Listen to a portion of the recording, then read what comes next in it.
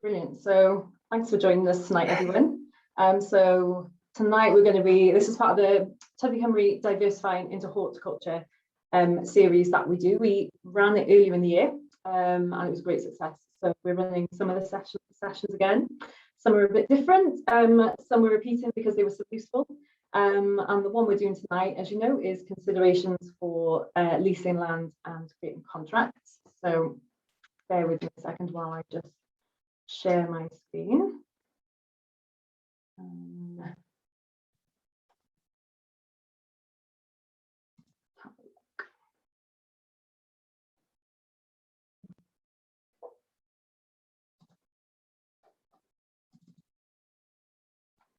Okay.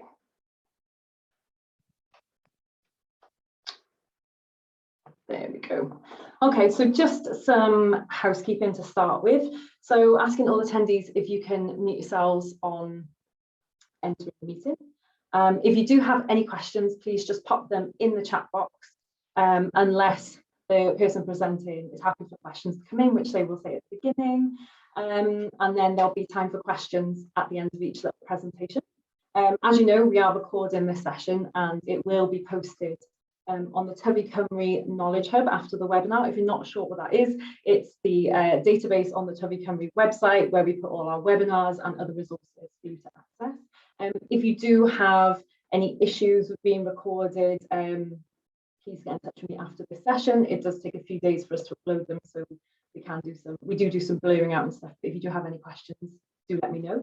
If you do accidentally leave the meeting, you can rejoin using the same link that you used to join to start with tonight. So just to mention, as I say, we've got 4 webinars in the series. The next one is on Monday the 13th of December, and that's on routes to market, and that's with Tony Little, who I'm sure many of you know through his sustainable farming consultancy, but he does do some work with Land Workers Alliance and Soil Association as well.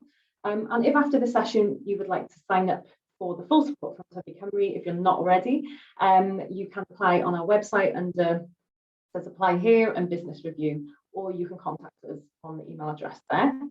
So just a quick run through of what, if you're not aware of Tyfu Cymru, which I'm sure you all are by now, but just to talk about what the project does. We work with the Wales commercial horticulture sector, providing training and business support for all businesses in the sector, from edibles, non-edibles, ornamentals, organic and non-organic of all sizes, from huge farms all the way down to small CSAs. And we are funded through Welsh Gov. Some of the training opportunities that we can deliver and have delivered, we do business development, compliance training, so first aid, manual handling, health and safety, financial management, anything to do with marketing, cybersecurity, accreditation, and some of the technical training that we've delivered recently. We've done cultivation for crops for seeds, soil health, composting, integrated pest management, all sorts of topics. A lot that you can find on our Knowledgehub, but also you can see everything we've got coming up on our events page. We contract the experts in the industry to deliver all the training, and these are some of the people that we work with. We also have many networks that you can join once you've registered with Tyfu Cymru. These are some of the networks that we've developed, and these are grouped in little sectors, and as part of these you can go on study visits, you get specialist advice, all sorts of things, one-to-ones in these areas, which is more focused on what you're growing. We do also have, which isn't listed here, the Wales Future Farmer Horticulture Training Programme, which is part of the Resilient Green Spaces Programme, but that's one of our networks as well for new entrant growers and trainees, which if that's your area or you're thinking of going into that, then please get in touch and I can give you more information on that programme. As I mentioned, we've got the Knowledgehub, which is the go-to resource for commercial growers. All our webinars and e-learning videos are up on there. We've got toolkits, fact sheets, market insights, all sorts, which you can take a look at any time. And to be eligible, we support commercial growers, as I say, of all sizes. So if you'd like to register, please pop the details on the website. And then tonight, so we're talking leasing land and creating contracts. I'm Hannah Norman, as you know. We've got with us Tom McCain from Kaitan, And we've also got Abby Mason from Big Meadow. We were hoping to have Andrew and Alison with us, who are the landowners of Big Meadow, but unfortunately we can't make it tonight. We also have Lucy Taylor with us from the Community Land Advisory Service.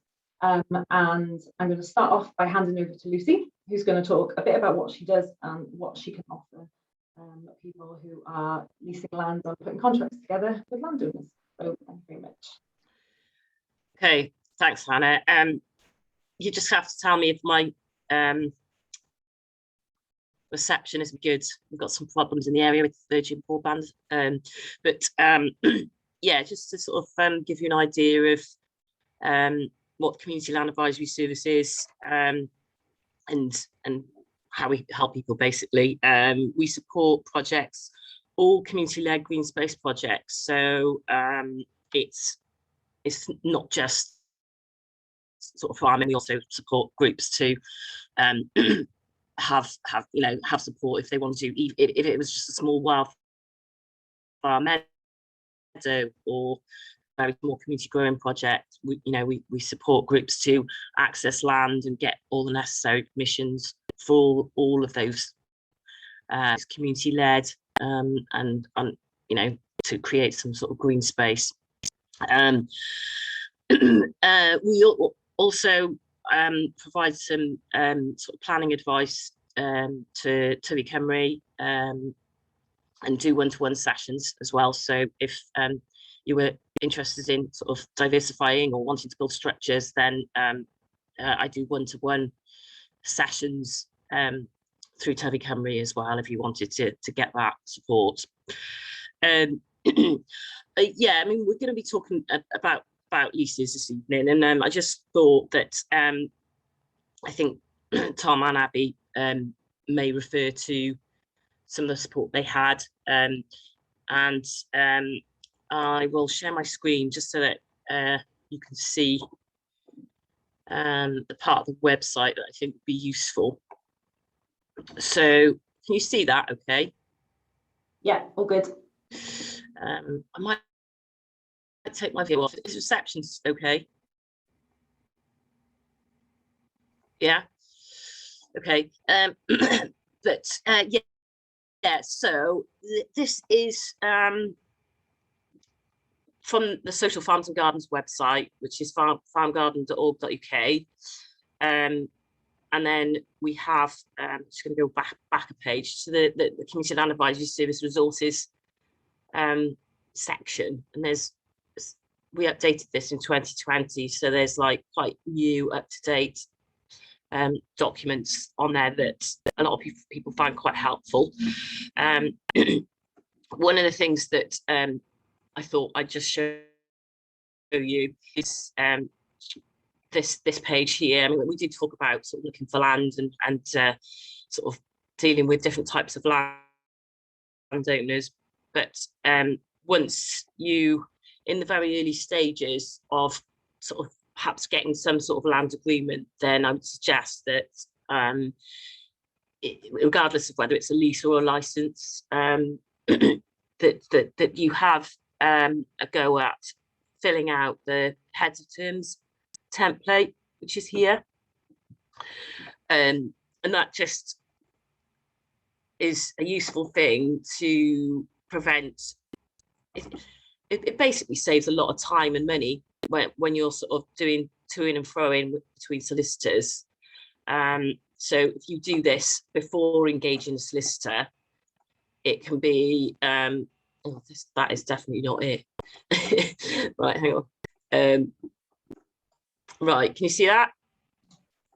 You might have to reshare a different screen if it's opened in a different window. You can't see it, can you? Not on my side, no. Okay, I'll stop sharing and try again.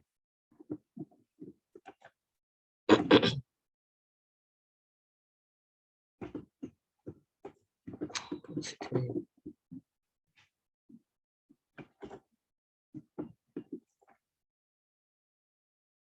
you see that? Yeah, that's the one. Okay, good. Yeah, so just to sort of actually have some communication between you and the landowner in the very early stages. So you're thrashing out important details, little things, just like as well as, you know, if you set up like a separate legal entity like a community interest company, for example, then it's actually really important to know whether, you know, what the name is that's going on the lease, because you can do it in your personal names and you can do it under a community interest company. But yeah, there's all sorts of like bits. I'm just scrolling through here, some of the things that you know, you should really start talking about in the early stages. So things like how much the rent's going to be, who's going to be in charge of certain things on the land, like so scrolling down, who, you know, whether you're going to insure certain things or whether the landowner is going to insure certain things, and who's going to be in charge of maintaining things like field boundaries or providing mains water. You know, little things like that can be game changer. So if you're thrashing these details out now in the early stages, you could save yourself a lot of time and money. One of the things I'll probably just flag up as well is this section on permitted user. I would suggest perhaps have the uses that you're allowed to carry out on the land quite general as possible.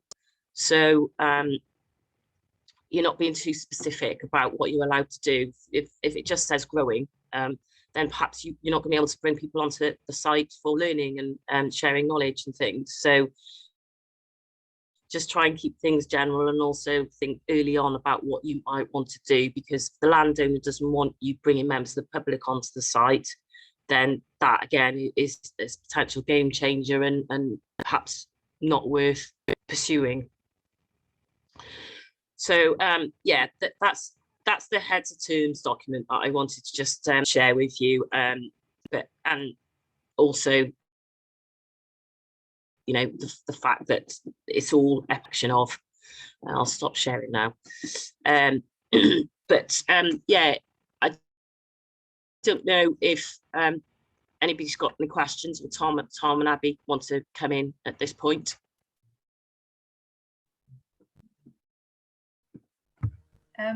Just to say that I actually did that heads of terms thing that you just showed. I went through that with our landowner, and it was really, really helpful just to actually, as a starting point, to go through it together and kind of figure out, you know, who's doing what, and for us to both get an idea of what it's going to look like when we're up and running.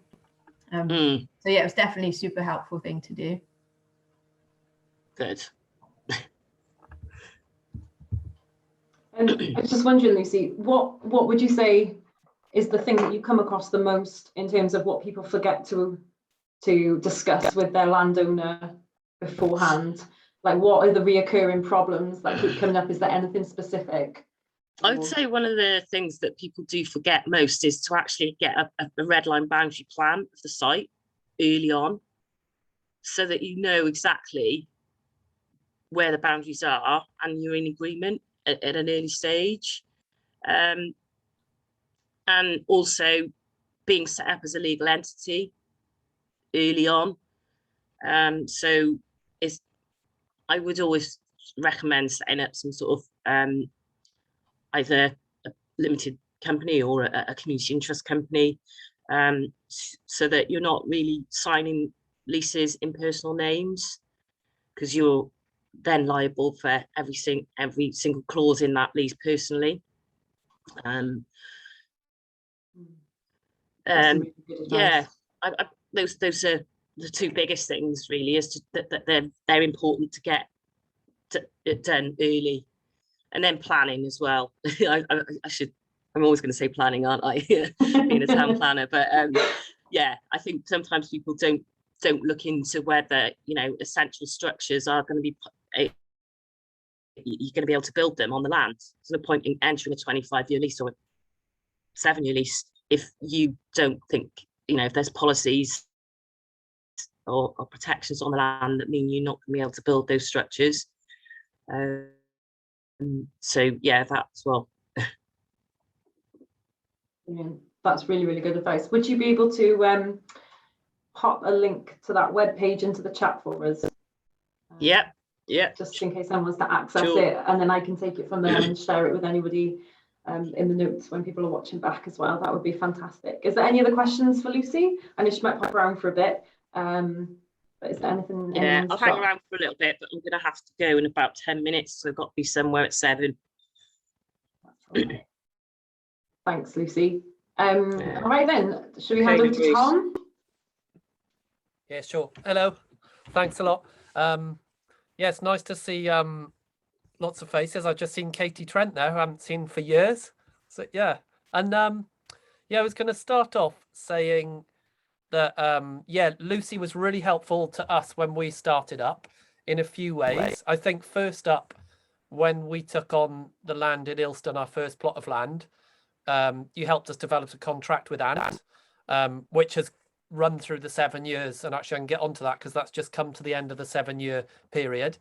And then also we had some planning issues where, yeah, for various reasons, structures, stuff we put in, which, yeah, but basically we went to appeal, and so Lucy and class basically helped us get through that, through the it's not the planning application, but through the appeal, and that was really Planning really inspect. helpful. Yeah, the planning inspect.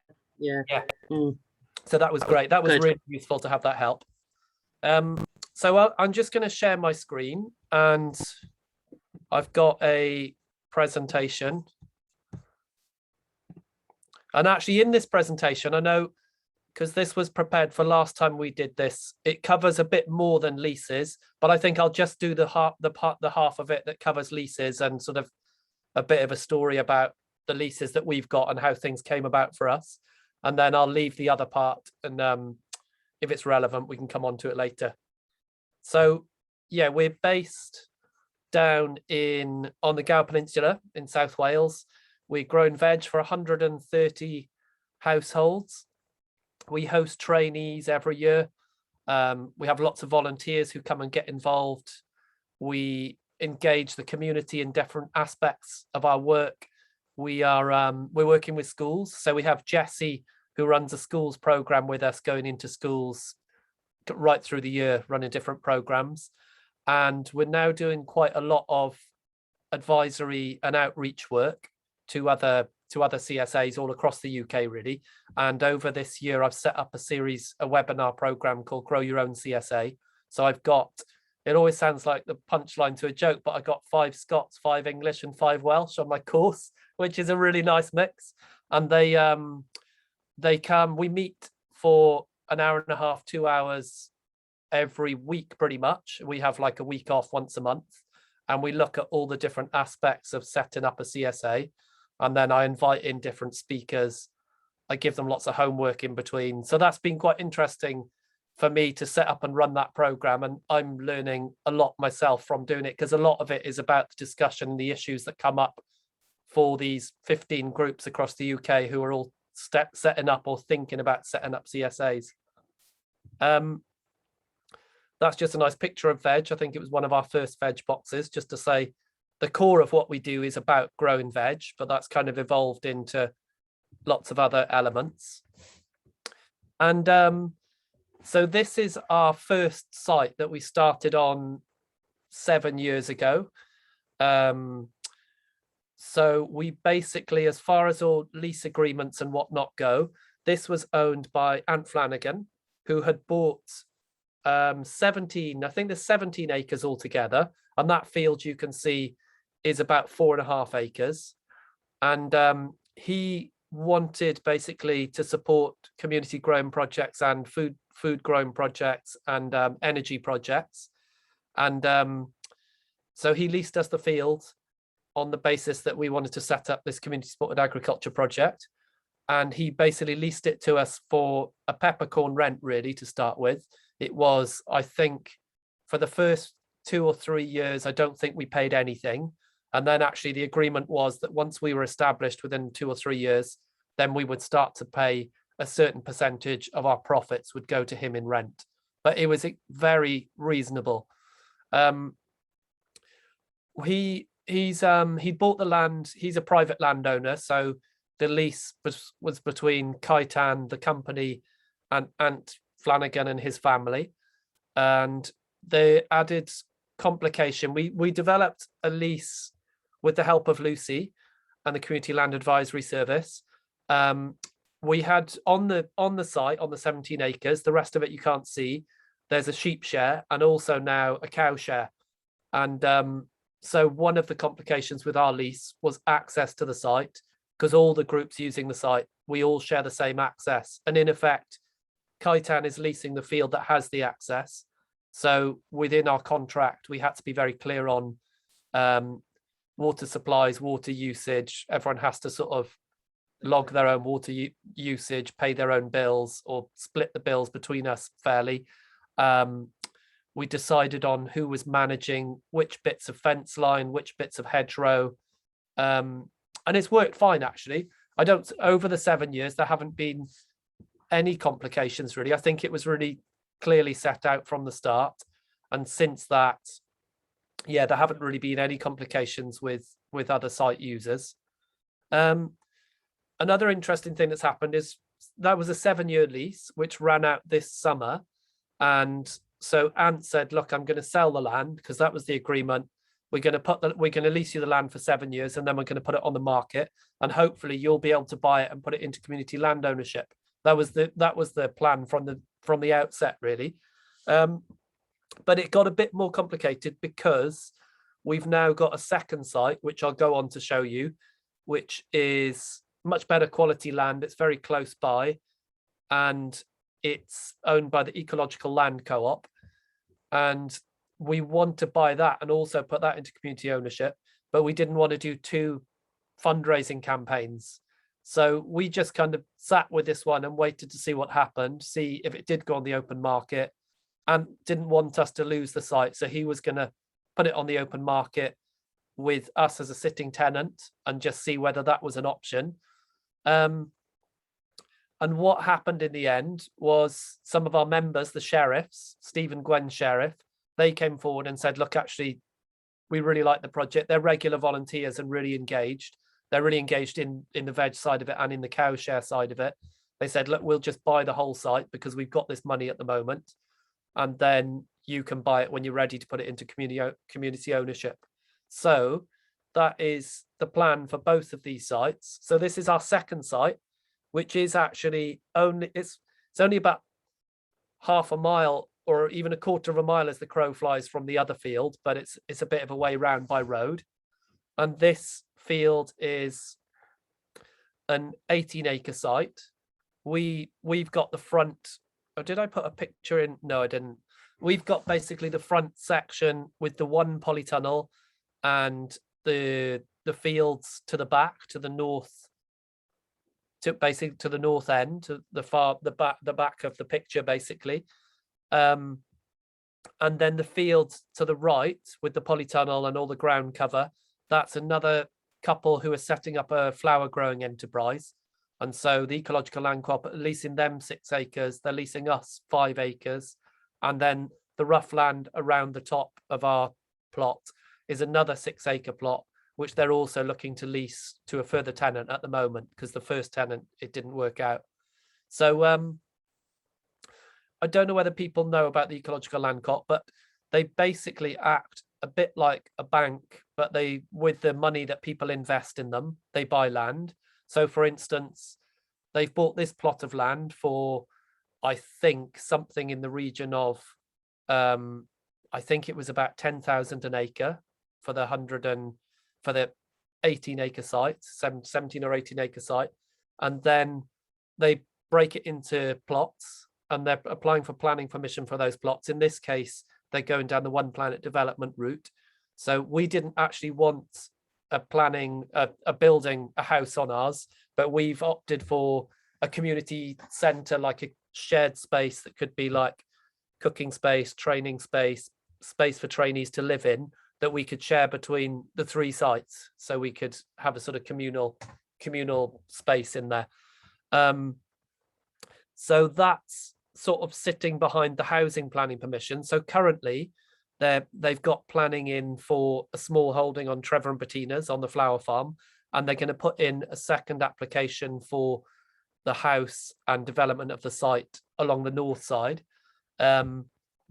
Once they've got the tenant in place with the right business plan. And yeah, the way it works out is then we've got a temporary lease until they get their planning permission in site. So we've got an annual rolling lease, which I think we pay, well, we pay 2,000 a year for 5 acres.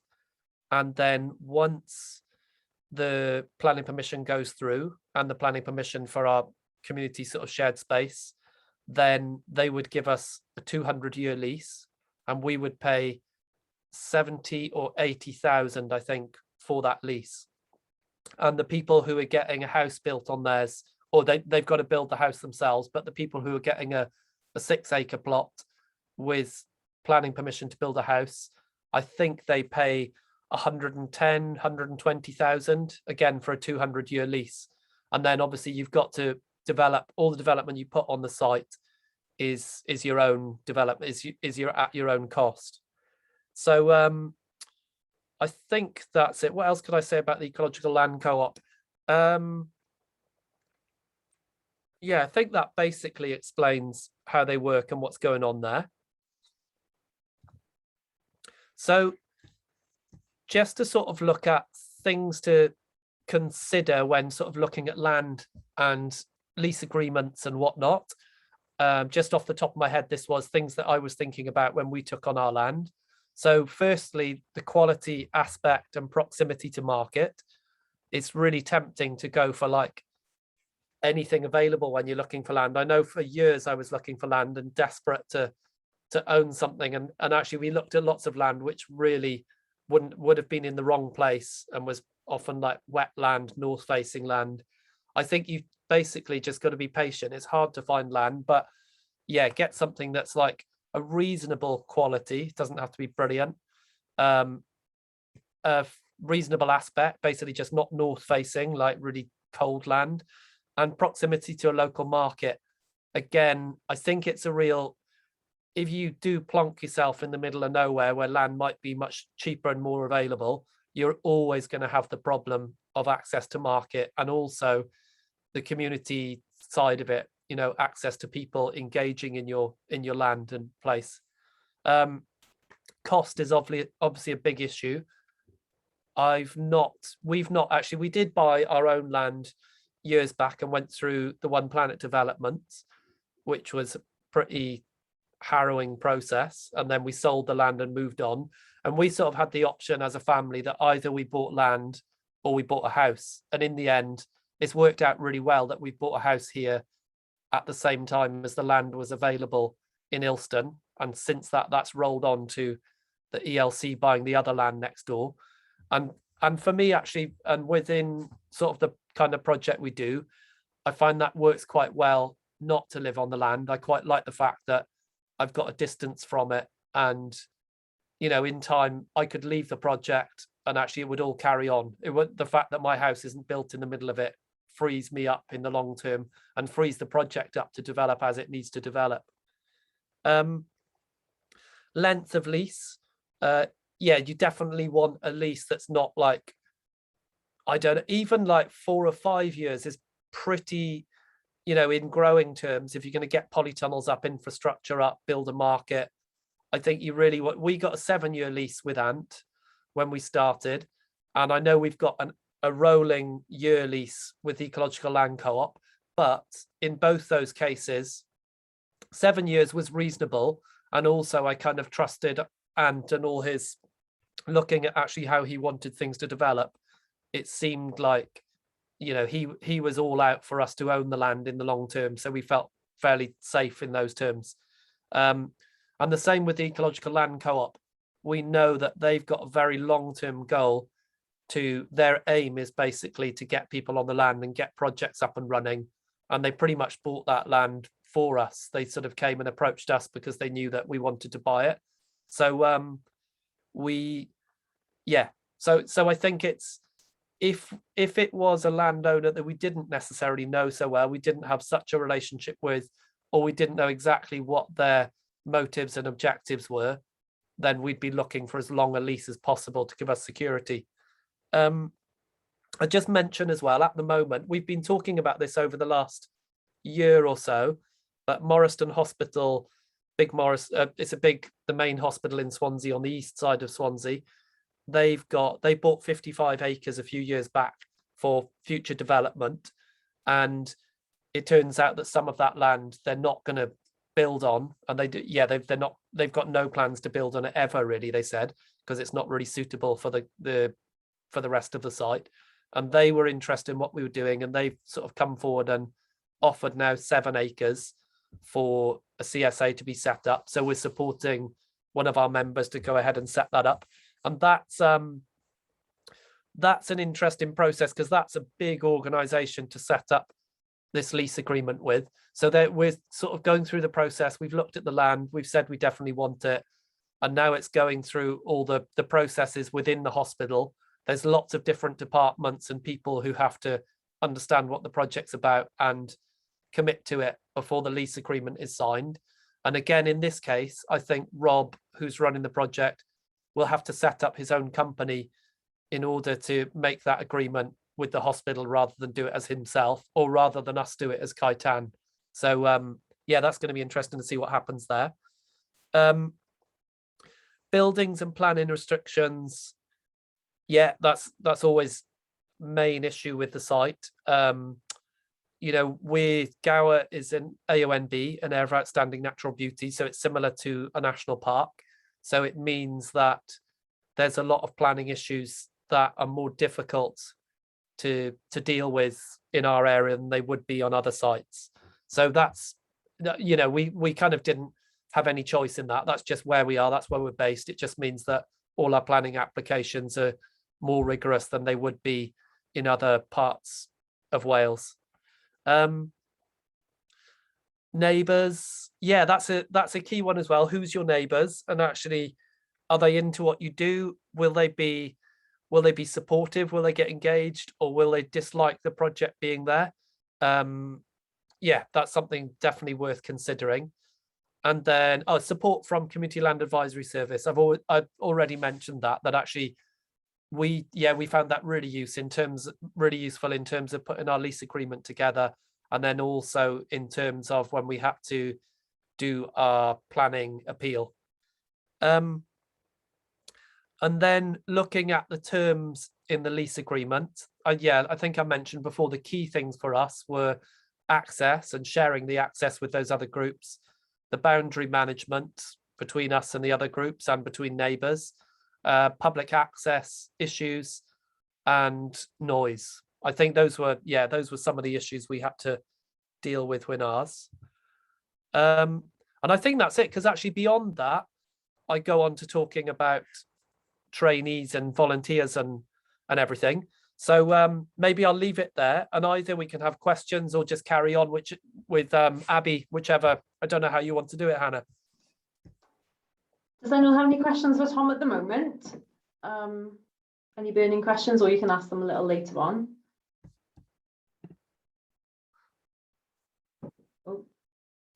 Should we go on to Abby then? Do you want to continue, Abby? Then we can have a chat at the end about maybe some of the things that have come up.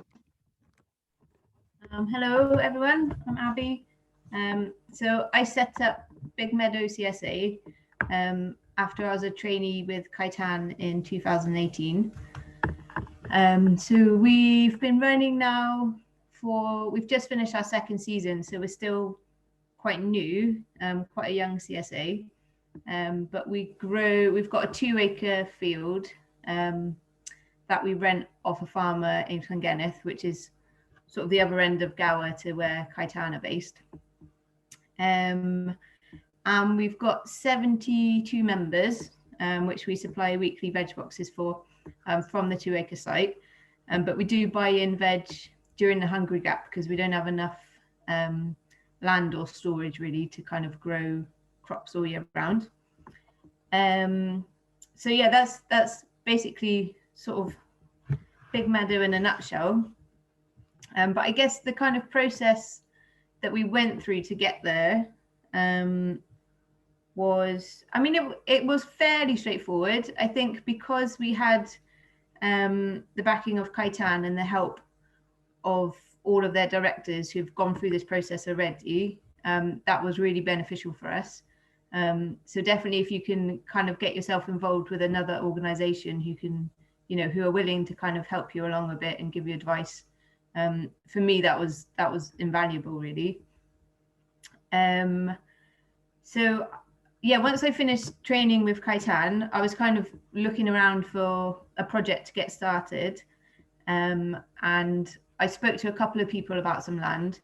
And I was just sort of putting feelers out there, really. And I was at a funding workshop that Andrew and Alison Tyrrell happened to be at. And they approached me and said, oh, we've got some land. You might not want it, but just come and have a look. So I went to have a look at their land.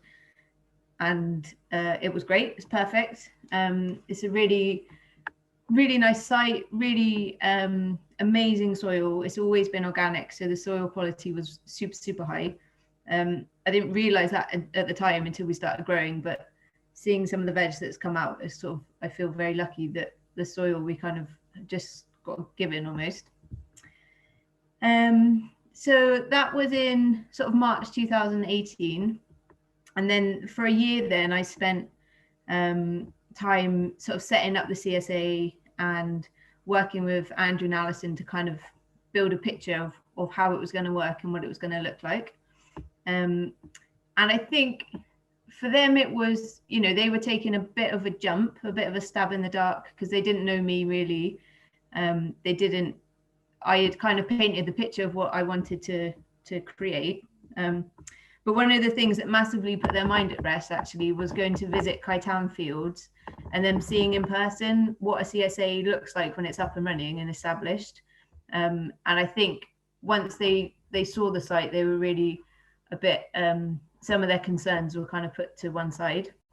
I think often traditional farmers who haven't been involved in sort of community growing projects before, they might hear the word community growing or like organic farming or stuff like this, and kind of, somebody said to me once they thought Big Meadow would just be really messy and full of old bed frames and bits of rust and just be really messy, because sometimes people think organic and that's their association with it.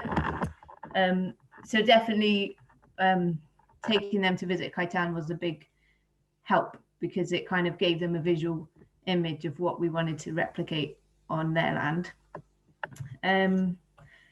So yeah, like I said before, we went through the heads of terms with them and kind of sat down and went through each aspect together and kind of hashed out who was responsible for what, and kind of went through it in as much detail as we could. And we were originally going to go for a lease, but actually it turns out that it was more beneficial actually for both parties to go for a cropping license. And the difference between a cropping license and a lease really is that Andrew and Alison still maintain kind of ownership of the piece of land that we rent. So it means that they can still access the land whenever they need to or want to. And it's still involved in part of all their farm subsidies. They don't have to take it out as a separate patch, basically. And for us, it's good because it means that it's Andrew and Alison's responsibility to maintain all the hedges, all the fences, all the water, all of that kind of bigger stuff that actually we don't have the kind of skills really, or the equipment or time to keep on top of. So it was kind of a win-win situation to go for a cropping license rather than a lease. The downside of it is that it's a rolling annual lease license. So every year we have to pay a solicitor to draw up a new license, which is a bit of a pain, and that's about £500 a year, which actually, when you're a small growing project, that's quite a big chunk of money to find each year. But that's just how it is for us. So yeah, I mean, I guess one of the key things with Big Meadow is this relationship that we have with the landowners, Alison and Andrew. And for me, that's something that it needs constant, what's the word, kind of constant attention, really. Like, I think it's easy when everyone's really busy to kind of let that relationship slip a little bit, or for communication just to kind of get put to one side. And that's when the problems start coming in, this kind of miscommunication between both parties. And it's really key for us that that relationship is a positive one, because, you know, we're running this community project on their land, but it's also their home. So, you know, we have lots of public coming in to volunteer, and we have school groups coming and youth groups, and, you know, there's lots of unknown people for them coming onto the land. And it's kind of just appreciating that dynamic, that actually it's not just land, it's their home as well. So, you know, people are driving up the driveway and asking questions and taking the dog for a walk across the field and stuff like that, that actually, for me, if it was my piece of land anywhere, it's like, great, more the merrier, come along, take your dog. But actually for them, it's a bit more intrusive, because it's their personal space. So yeah, that's definitely something that's kind of, sometimes I have to curb my enthusiasm a little bit with bringing people onto the site and not communicating that properly with them, and if that's okay with them. So that's definitely something I've learned over the couple of years, is kind of just keeping up that communication and revisiting like what their expectations are and what our expectations are for the coming year. But that said, you know, they're really supportive of what we're doing. I think they really see the value in the work that we do. And actually, I think one of the big things with going with an established farm is that everybody in the local community, they know these farmers, you know, they've been there for their whole life. So when I just rocked up and said, oh, I'm going to start growing vegetables, you know, I don't live in the village where it's set up, so I don't have that connection with well, I do now, but at the time I was just this unknown person that said, oh, come and buy some veg off me. But actually, because we had the backing of Andrew and Alison, that kind of gave us a lot of kudos really in the community. So people trusted what we were doing because Andrew and Alison trusted us. So I think that was quite a beneficial leg up as well in terms of getting started. That definitely helped a lot. What else? So yeah, I guess as well, in terms of the rent, they were also very supportive. So for the first year, we had the land for free. They said, you know, just give us a veg box each week and we'll see how you get going. So, you know, they're really keen to make it work, basically. And the second year was half price. And then next year going forward, it's full price. So that was a bit of a helpful kickstart for us as well in terms of getting set up.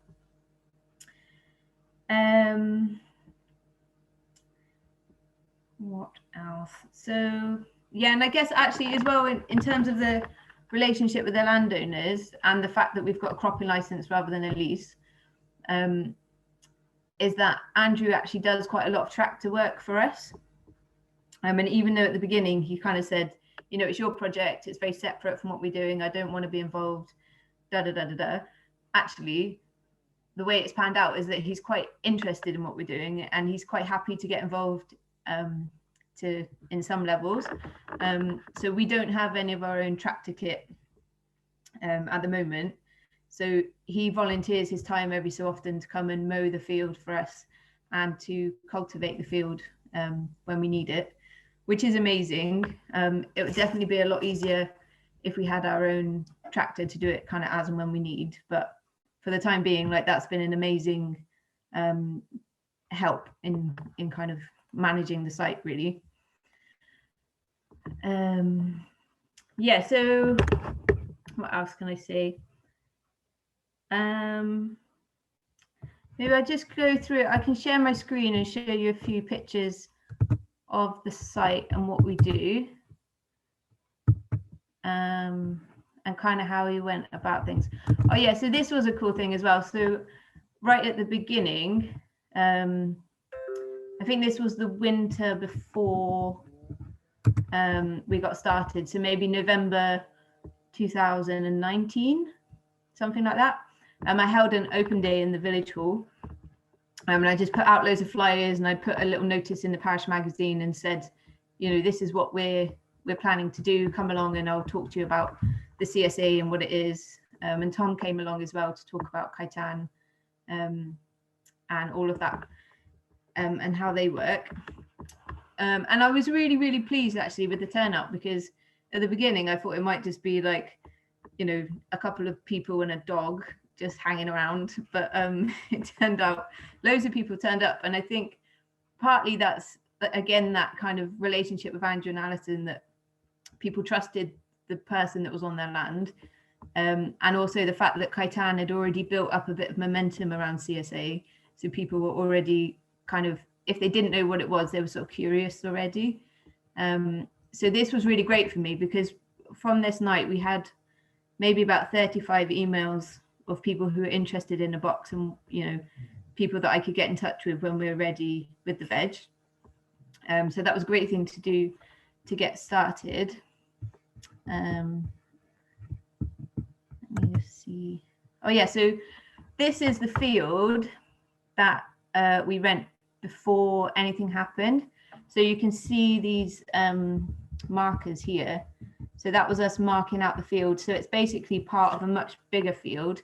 And we fenced off along this line where the markers are to create our 2-acre site, which here actually looks quite big. Now it's full of polytunnels and bits and bobs. It looks a lot smaller. So this was us at the beginning, because we didn't have a tractor. We got the field ploughed, and then Andrew Power harrowed it for us. And then we basically marked out all the pathways, and then dug out the pathways and put them on the beds, which was actually really labour intensive and unnecessary. We could have just walked up and down the pathways really, but I was very keen and enthusiastic at the time to like just to do loads of digging. So that's what we did. But yeah, we don't do that anymore. And that was our first kale crops going in the ground. So this was about sort of April, May time 2020. So you can see this is the fence that we ended up putting up to separate the two sites. So this was basically us on the field for the first time getting going. These are some volunteers. They're one of our regulars that come pretty much every week to help with the harvest, which is like working with volunteers and the community is a really key part of what I wanted to have as Big, you know, to be involved in Big Meadow. So it was really key talking with that, you know, saying that to Andrew and Alison right at the beginning, that, you know, there will be people here on their land, and making sure they were okay with that. And that was just one of our veg boxes at the beginning. And again, so we have like different events at the field. So we did, this was one of our open days, and we've done a few harvest parties and bits and bobs. But again, in order for this to happen, it's really key that that communication between us and the landowners is really transparent, and everybody kind of understands what's going on. That's our second polytunnel going up. So the volunteers are digging the trench to put the, I think they're digging some of the pathways actually inside the tunnel. But that was a great activity to do during COVID, because you could separate them out every 2 meters, like along the tunnel. It was a bit like a chain gang, but we got lots done. That's some more veg. That was winter last year.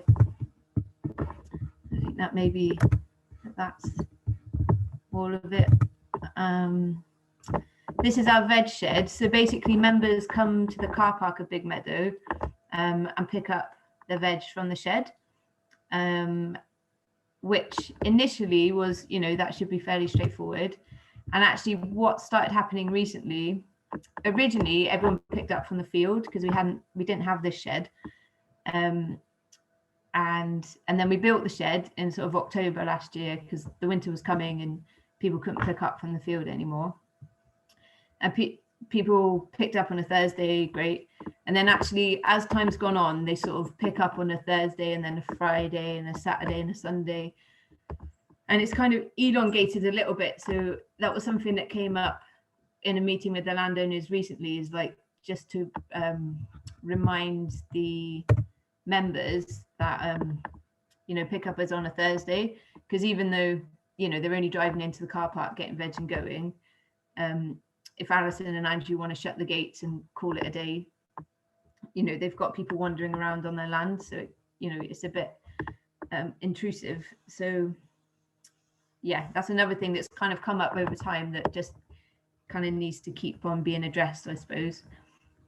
So we're kind of clear on, we're sticking to the same picture that we tried to paint right at the beginning. And yeah, I think that's probably everything really for us in a nutshell in terms of how we got set up in terms of the land and things like that. But yeah, if anyone's got any questions, I can answer questions. If not, that's probably it from me. Thanks, Abby. Have you got a question, Katie? Yeah, no, Abby, I'm just curious. So you said in the first year the landowners gave you your cropping license for free, and then what are the subsequent years in terms of actual hard cash? Hard cash, yeah. So it's actually, so we rent a 2-acre site, and so half price was £500 an acre, £500, and then full price is £1,000 for the 2 acres. So we're paying about £500 an acre, which is definitely at the top end of, you know, it's quite expensive, I think, compared to other projects.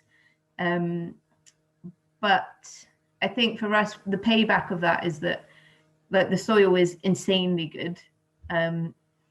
So I don't kind of begrudge it really, because I see the value in what they're charging. But it is definitely at the higher end of things, I think.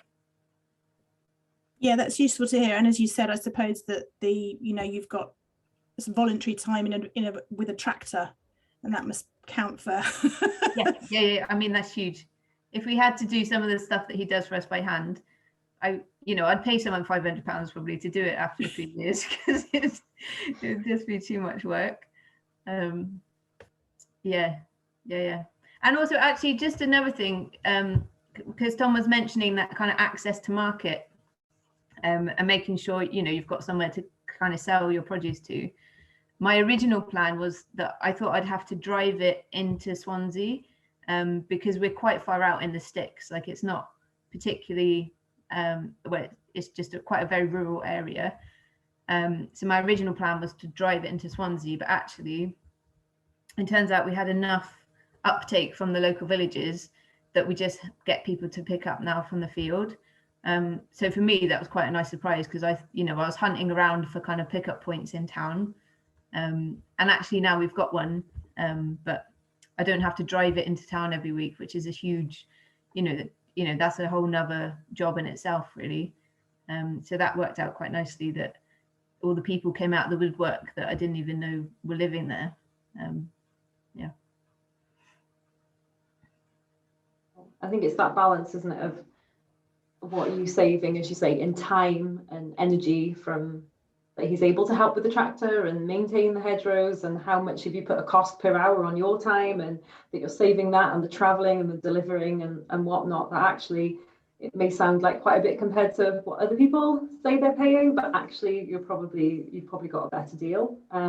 Yeah, I think so overall. Like, yeah, I definitely don't begrudge, the higher rent, really, because there is definite benefits that come with it. Yeah, and we get asked all the time. I think everybody is so desperate to know how much everybody pays, but it really is different on a case by case basis. And also, if you're planning on being certified, whether the land is organic and has been organic before, then that saves you time with the conversion process, when it comes to selling. So it really is a ballpark in terms of, well, there isn't really a ballpark for how much you can pay. There's always guide prices, and it depends where in the country you are and access to people. There's just so much to take into consideration with how much we're paying. I was just going to say, also with CSA, it's kind of like the cost of the land is the cost of the land, and that cost just goes to your members, whatever it is.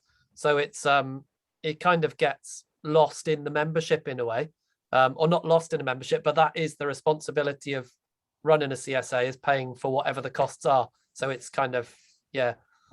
Yeah, that's a really good point. A really good point, actually. Right, are there any more questions for Tom or Abby? Go on, Anne-Marie. You're both talking about the relationships that you've cultivated with the landowners, and you've clearly both been, well, I don't know, that's part of my question really. Have you both been very lucky in your discussions with other CSAs or other people? Do you think you've been really lucky in the kinds of landowners that you've come across? Yeah, I'd say I mean, speaking from Kaitan's point of view, yeah, I think we've definitely been lucky. I think the whole thing originally happened because the original landowner was really open-minded and he wanted some sort of community food growing project to happen on his land. So he was sort of bend over backwards to make it work for us when we started. And then also the Ecological Land Co-op, they buy land in order to support the kind of projects we run. So but yeah, in a way, it's funny with the Ecological Land Co-op because I think they saw us as an opportunity for them as well, because they've got this money to invest and they need to be seen to be investing it in the right kind of projects. So I think actually we're the right kind of investment for them to sell their project for other people to invest, if you know what I mean. Mm-hmm.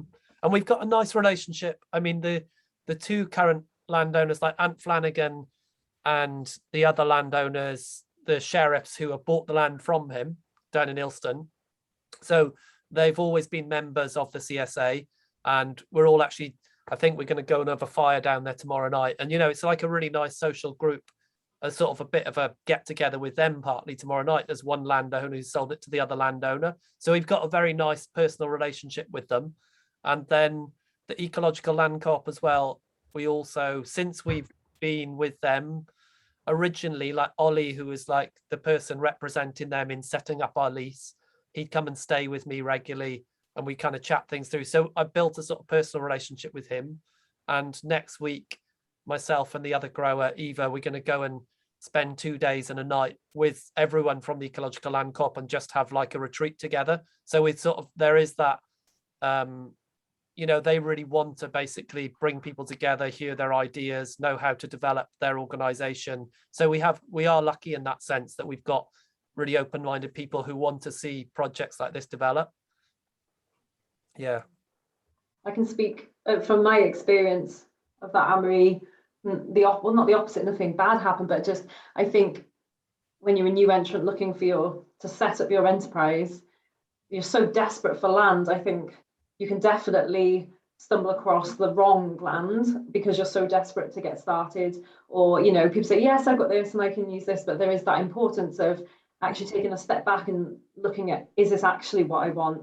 Is it where I want it to be? And that relationship with the landowner, like I've had, you know, opportunities come up. So it took me 4 years to find a little bit of land that I've got now for my plant nursery.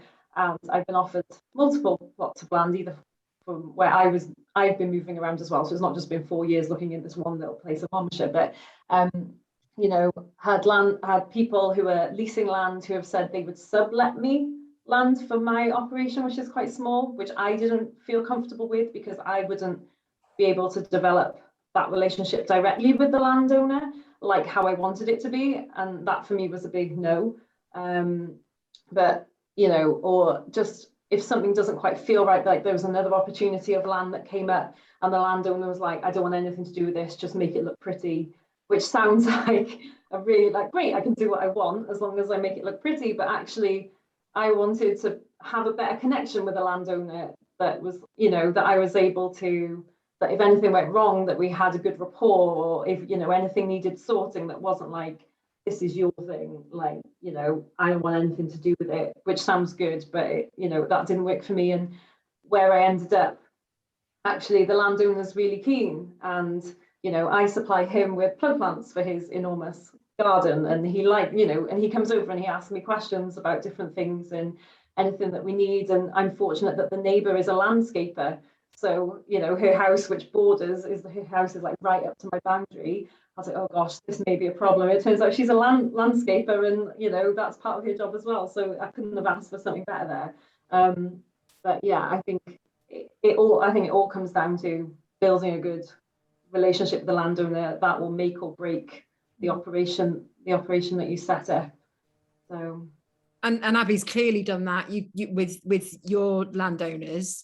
Did they have any inkling about what I was interested in quite how that relationship came about for you? Because I think it sounds like you've taken them on a real journey. Yeah, I guess it's kind of been a mutual journey really. And I think we were quite lucky that they had come in contact with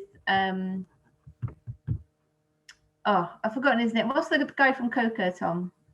Oh, Gerald Miles. Gerald Miles, yeah.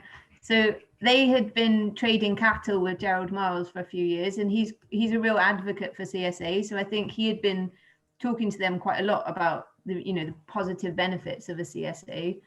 So it kind of been in the back of their mind anyway. And they were really interested when Kaitan set up. They wanted to get a box, but it was too far. They're on the other side of the peninsula, so they didn't want to drive that far to get the veg. So already the seeds had kind of been planted, that they were kind of mulling over it for a few years, I think, before I actually met them. So that was definitely a positive for me, that I didn't have some of that groundwork had kind of been done a few years before. And yeah, definitely, I think they're really pleased with how it's gone, I think overall. And yeah, I guess it's been a mutual learning journey really, and kind of learning how to manage the expectations of each party. I think that's been the biggest sort of learning curve. But I would definitely consider myself very lucky to have met them, and for them to take in a gamble on me really, because they didn't know me from Adam, and like they just said, okay, well, you can set up the CSA and see how it goes. Which when you've got your own land, it is quite a kind of gamble really. And I think the gamble paid off, but I do consider myself very lucky that they did that. Yeah, I think we can often assume that landowners and farmers know exactly what a CSA is or what a market garden is, and what these small operations are and horticulture operations are, when actually they don't, because their world is very different. Yeah, and it's so different as well, actually, and that's been a big eye-opener for me, because I've had no engagement in traditional big farming before, so to kind of get a little insight into their world, and I would be like, oh, we'll just mark out these beds by hand and do it with a spade, like it's no big deal. Whereas Andrew's like, why don't you bring in a load of machinery and do this and do, it's like, it's big scale stuff. Whereas, we're only on a 2-acre site. So actually, like for him, he has to scale down his kind of way of working. And for me, I kind of have to scale up to meet those expectations on the same sort of level, if that kind of makes sense. You've got a question, Katie? Oh, yeah, sorry. Yeah.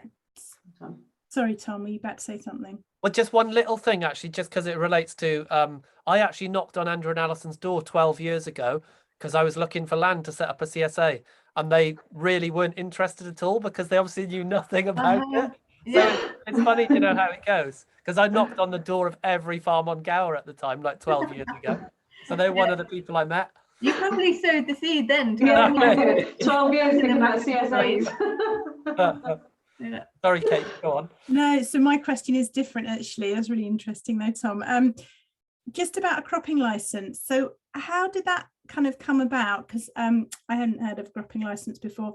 And also, why can't you just make a cropping license more than 1 year? Why does it have to be like a year, rolling year? Why can't you do like a couple of years cropping license? What's that all about? Yeah. I don't actually know. I can't remember. Lucy would be able to tell you, I think. There's something to do, I can't remember what it is, and we might actually be able to. Yeah, I'm sorry, I don't know the answer to that one. What was the first bit of your question? Yeah, how did it come about? Like, who came Oh, up yeah. with the idea of the cropping license? Yeah. So yeah, we were originally going to have a lease, but because of the way the farm subsidies were changing, I'm not sure if it was because of Brexit or because of just the way the subsidies changed. Basically, it was more beneficial for the Tyrrells to keep our 2-acre patch within their whole farm, because actually the subsidies changed or will be changing to include community benefit. So if your farm has community benefit, then you can access more subsidies, basically. So the fact that they've got a CSA on their land is a huge benefit to them, really, in terms of these subsidies. Yeah, it just saves us having to do all the kind of bigger land management stuff that we're not set up to do. And what was the other thing?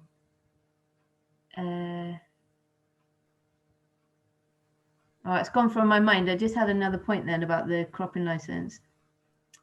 Oh yeah, so also legally, if we were under a lease, legally, if Andrew wanted to come onto the field to, I don't know, mend a fence or fix a broken water pipe or something, he would have to get permission from me in writing to say, yes, you're allowed to come onto the field.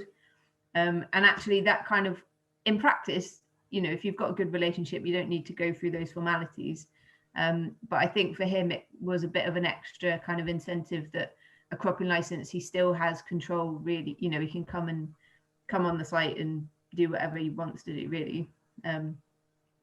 But I kind of trust him, and I feel like we've got a good enough relationship that he's not going to come on the site and do anything detrimental to the CSA, because they've already put a lot of their time and energy into helping get it set up.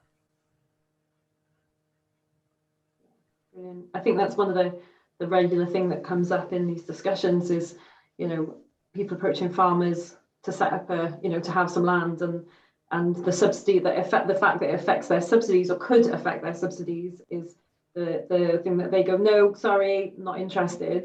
Mm-hmm. But it's interesting that maybe, obviously, because the subsidies are changing to include, you know, public land for public goods and more sustainable production, that fingers crossed we might see more landowners not use that as the no, not interested, and might encourage more people to use some of their land that they're not, you know, using to full potential at the moment.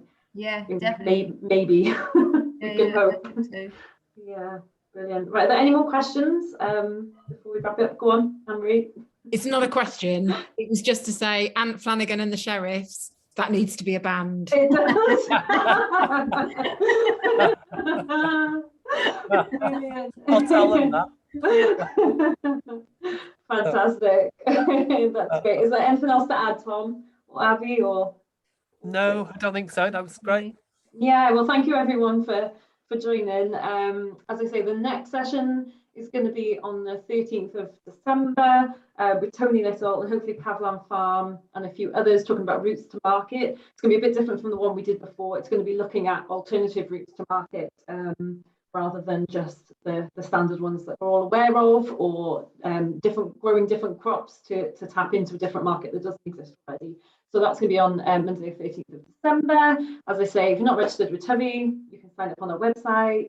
And yeah, thank you to all of you for attending tonight, to our speakers. And you can watch this back if you want to, or anything that you've missed. It's going to be on the Knowledgehub in a few days' time. So thank you, everyone, and we'll catch you soon. Thanks a lot.